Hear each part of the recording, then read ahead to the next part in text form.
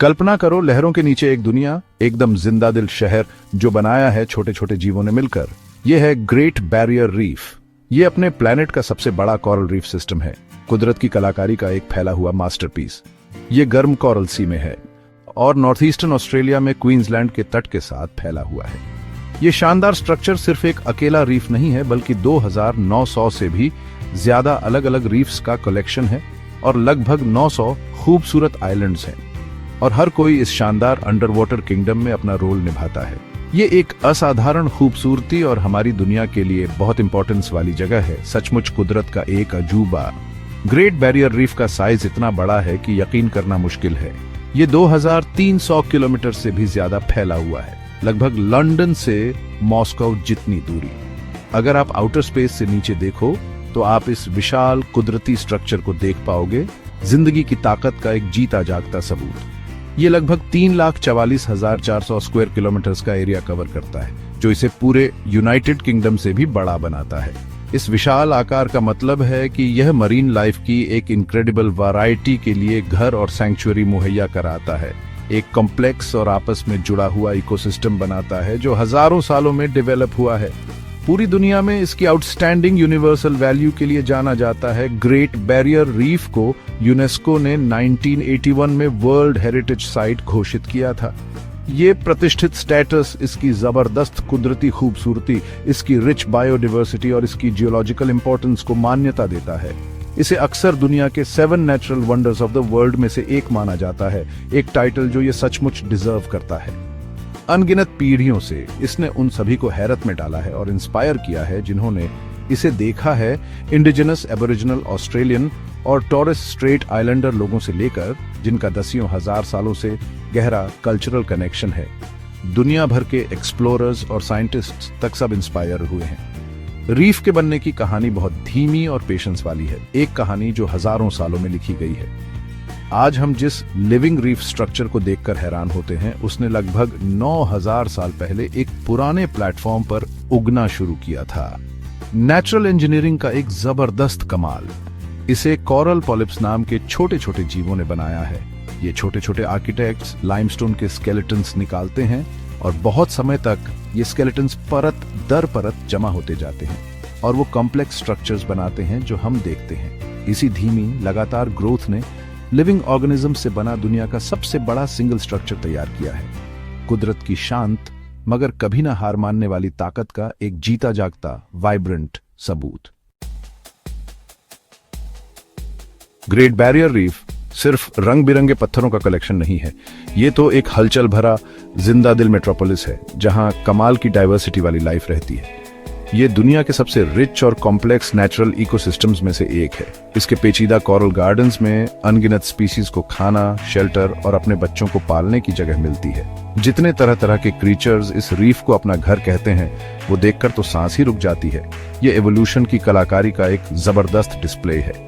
सबसे छोटे लगभग न दिखने वाले ऑर्गेनिज्म से लेकर समुद्र के कुछ जायंट्स तक, ये रीफ एक ऐसा लाइफ का जाल सपोर्ट करता है जो नाजुक भी है और कमाल का रेजिलिएंट भी, या कम से कम पहले कभी था।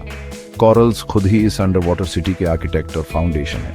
यहाँ 400 से ज्यादा तरह के हार्ड और सॉफ्ट कोरल्स मिलते हैं। हर एक का अपना यूनिक शेप, साइज और कलर होता है। ये कोरल्स पेचीदा स्ट्रक्चर्स बनाते हैं, पेड़ों की तरह टहनियां निकालते हुए, बड़े बड़े पत्थरों जैसे बनते हुए या नाजुक पंखों की तरह फैलते हुए। ये वो 3 डिमेंशनल फ्रेमवर्क देते हैं जिस पर बहुत सारे दूसरे क्रीचर्स डिपेंड करते हैं। ये जिंदा कोरल्स पौधे नहीं बल्कि छोटे छोटे जानवरों, पॉलिप्स की कॉलोनीज हैं जो एल्जे के साथ मिलकर एक कमाल के सिम्बियोसिस में काम करते हैं, जो उनके टिश्यूज में रहते हैं, उन्हें उनके स्पेक्टेक्युलर कलर्स देते हैं और उन्हें जरूरी न्यूट्रिएंट्स भी देते हैं। इन कोरल फॉर्मेशंस के अंदर बाहर फुर्ती से घूमती हुई 1500 से ज्यादा फिश स्पीसीज मिलती हैं, जो रंगों, पैटर्न्स और फॉर्म्स का एक कलाइडोस्कोप है। आपको प्यारी सी क्लाउन फिश दिख सकती है जो एनेमोनी के डंक मारने वाले टेंटिकल्स के बीच सुरक्षित बैठी होती है, या फिर रंग बिरंगी पैरट फिश के झुंड जो मेहनत से अपने चोंच जैसे मुंह से कोरल से एल्गे खुरचती रहती है। यहाँ छोटी शर्मीली गोबीज भी हैं और शानदार तैरती हुई एंजल फिश भी। हर स्पीशीज का रीफ के इकोसिस्टम में अपना यूनिक रोल होता है, जो इस कमाल की अंडर वाटर कम्युनिटी की ओवरऑल हेल्थ और बैलेंस बनाए रखने में मदद करता है।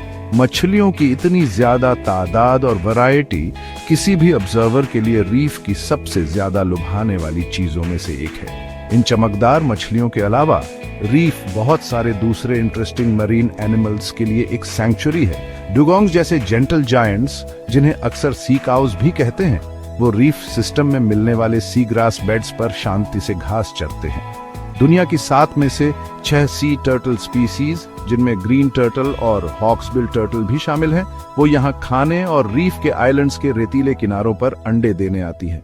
शानदार हम्पबैक व्हेल्स इन गर्म पानी में माइग्रेट करके आती है ताकि वो अपने बच्चों को जन्म दे सकें और उन्हें दूध पिला सकें।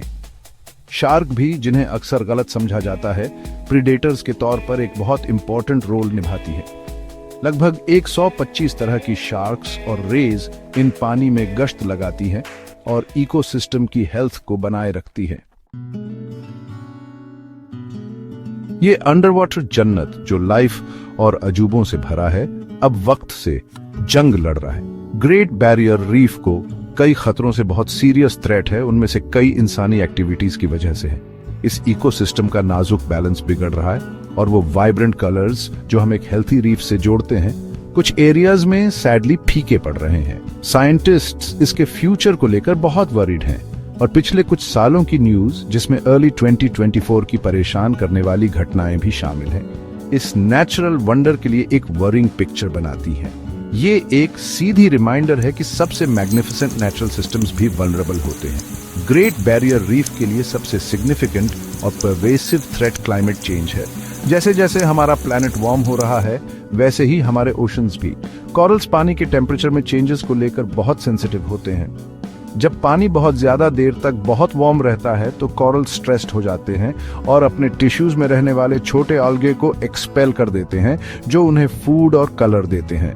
इस प्रोसेस को कॉरल ब्लीचिंग कहते हैं। ब्लीच्ड कॉरल्स तुरंत डेड तो नहीं होते, लेकिन वे वीकन हो जाते हैं और अगर वार्म कंडीशंस बनी रहीं तो मर सकते हैं। हमने रिसेंट ईयर्स में कई मैस ब्लीचिंग इवेंट्स देखे हैं, जिसमें एक पार्टिकुलरली सीवियर वाला अर्ली 2024 में हुआ, जिसने रीफ के बड़े हिस्सों को अफेक्ट किया। पोल्यूशन रीफ का एक और मेजर दुश्मन है। क्वींसलैंड कोस्ट के किनारे एग्रीकल्चरल लैंड से रन ऑफ रीफ के पानी में हार्मफुल सब्सटेंसेस ला सकता है। इन सब्सटेंसेस में सेडिमेंट्स शामिल हैं जो कॉरल्स को ढक सकते हैं और सनलाइट ब्लॉक कर सकते हैं, और फर्टिलाइजर से निकले एक्सेस न्यूट्रिएंट्स जो ऐसे algae की ग्रोथ को फ्यूल कर सकते हैं, जो कॉरल से आउट कम्पीट करते हैं। पेस्टिसाइड्स और दूसरे केमिकल्स भी मरीन एनवायरनमेंट में पहुंच सकते हैं, वहां रहने वाले डेलिकेट ऑर्गेनिजम्स पर और ज्यादा स्ट्रेस डालते हैं। हालांकि इस पोल्यूशन का ज्यादातर हिस्सा फार्म से आता है, कोस्ट के पास अर्बन डेवलपमेंट और इंडस्ट्रियल एक्टिविटीज भी इस प्रॉब्लम में कंट्रीब्यूट करती हैं, जो एक थ्राइविंग रीफ के लिए एसेंशियल वाटर क्वालिटी को इम्पैक्ट करती है। एक और significant challenge crown of thorn starfish नाम के क्रीचर से आता है। ये स्टारफिश कॉरल के नेचुरल प्रेडेटर्स हैं, लेकिन कभी कभी इनकी पॉपुलेशंस एक्सप्लोड हो सकती है, जिससे आउटब्रेक्स होते हैं जो वाइड स्प्रेड डैमेज करते हैं। एक आउटब्रेक के दौरान ये स्टारफिश कॉरल के बड़े एरियाज को कंज्यूम कर सकते हैं, पीछे एक बैरन लैंडस्केप छोड़ जाते हैं। पुअर वाटर क्वालिटी जो अक्सर पोल्यूशन से होती है, स्टारफिश लार्वे के सर्वाइवल को बढ़ाकर इन आउटब्रेक्स को और बढ़ा सकती है। स्टारफिश के नेचुरल प्रेडेटर्स की ओवरफिशिंग भी इन पॉपुलेशन बूम्स में कंट्रीब्यूट कर सकती है, जिससे रीफ का नेचुरल बैलेंस बिगड़ जाता है और दूसरे स्ट्रेसेस से रिकवर करने की उसकी एबिलिटी में रुकावट आती है। इतने सीरियस खतरों के बावजूद ग्रेट बैरियर रीफ के लिए अभी भी उम्मीद है। बहुत से डेडिकेटेड लोग, जैसे कि साइंटिस्ट्स, कंजर्वेशनिस्ट्स, इंडिजिनस कम्युनिटीज और गवर्नमेंट एजेंसीज, इस अनमोल इकोसिस्टम को बचाने के लिए दिन रात काम कर रहे हैं। उनकी कोशिशें थ्रेट्स को समझने, सॉल्यूशंस डेवलप करने और ऐसी स्ट्रेटजीज इंप्लीमेंट करने पर फोकस्ड हैं जिससे रीफ को सर्वाइव और रिकवर करने का बेस्ट पॉसिबल चांस मिल सके। जैसे कि ऑस्ट्रेलियन गवर्नमेंट को रीफ की कंडीशन के बारे में यूनेस्को को रिपोर्ट करना जरूरी है, जिससे पता चलता है कि इसके प्रिजर्वेशन पर पूरी दुनिया का ध्यान है। यह इंटरनेशनल स्क्रूटनी कंजर्वेशन एक्शन को आगे बढ़ाने में मदद करती है। सबसे इंपॉर्टेंट कदमों में से एक है great barrier reef marine park. 1975 में बना, यह विशाल मरीन पार्क रीफ के ज्यादातर एरिया को कवर करता है। यह अलग अलग एक्टिविटीज जैसे फिशिंग, टूरिज्म और शिपिंग को मैनेज करने के लिए एक जोनिंग सिस्टम यूज करता है ताकि नाजुक कोरल इकोसिस्टम्स पर उनका इम्पैक्ट कम से कम हो। इस केयरफुल मैनेजमेंट का मकसद रीफ की बायोडाइवर्सिटी को प्रोटेक्ट करना है और साथ ही लोगों को सस्टेनेबल तरीके से इसके अजूबों का आनंद लेने और फायदा उठाने देना है। Great barrier reef marine park authority in कोशिशों की देखरेख करती है, रिसर्च करती है और रीफ की हेल्थ को मॉनिटर करती है ताकि उनके मैनेजमेंट डिसीजंस सही हो सकें। एक कॉम्प्रिहेंसिव अप्रोच की जरूरत को समझते हुए ऑस्ट्रेलियन और क्वींसलैंड गवर्नमेंट्स ने 2015 में reef 2050 long term sustainability plan launch किया।